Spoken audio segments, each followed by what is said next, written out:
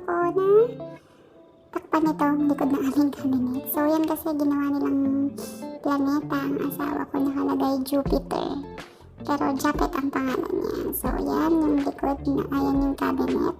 So, tatakpan ko lang yung likod. Di ko na napakita sa inyo sa video na nailagay ko na yung isa. And ayan, ilalagay ko na yung pangalawang wallpaper sticker. So, yan, napakabilis ko, naka-fast forward. So, yun, ginunting ko siya, yan. May dala kong card. So, yan, ilalagay ko na. Super bilis. Ang hirap mag-voice over. So, ayan, lagay-lagay. So, napakaganda rin itong nabili ko na wallpaper sticker. Super dali lang niyang idikit, ilagay.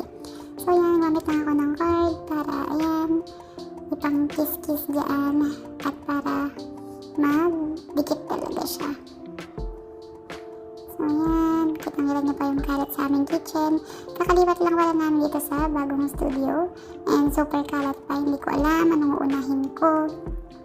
Super hirap talagang maglipat. So, ayan.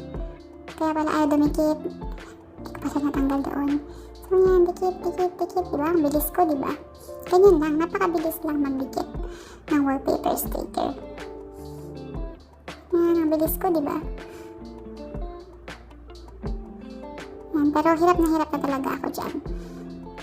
So, yun, yan. Sige. I-check pa yan. Dito na ako sa pangatlo. Ayan, sinusukat ko muna. And then, gugupitin ko. Napakadali niya pala ang gupitin dahil meron na siyang mga pattern kung paano siya, kung saan mo siya masusukat. Ayan. Dikit na. Ayan. So, ginamit ko yung lumang card ng asawa ko. And, ayan. So, nakakatuwa lang. Before, hindi ako nagaganyan. Nung sa Pilipinas, ang naglalagay ng wallpaper ay ang tito ko. And, so, yan. Ngayon, naranasan ko gano'n pala kahirap maglagay. Pero, yun, dinidikit pa yun through yung gaw-gaw.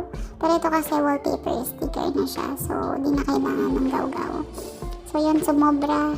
Kailangan ko siyang tanggalin para pantay-pantay at maganda. Pasensya na po sa background. Merong nagdi-drill ata sa kabilang bahay. So yun, konti na lang natira. And yan, susukatin ko ulit. And yan, gunting-gunting. Grabe, ang hirap ng voice over talaga. So yan, okay, dikit natin. And malapit na tayong matapos. Yan, parang ginawa ko siyang project. Project sa school. Yan, okay. Yan, malapit na. Konti na lang. Kasi ngawit na ako at gutom na ako dyan. Konti lang.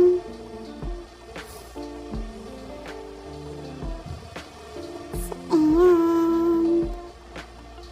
Nakakatuwa naman kapag natapos mo yung kailangan mong gawin. Parang laki nung na-achieve mo. So, ayan, tapos na. Ayan, tuwang-tuwa pa ako. Tingnan mo. So, ayan na po yung final. So, hanggang dito na lamang po. Maraming salamat sa panonood. Bye-bye!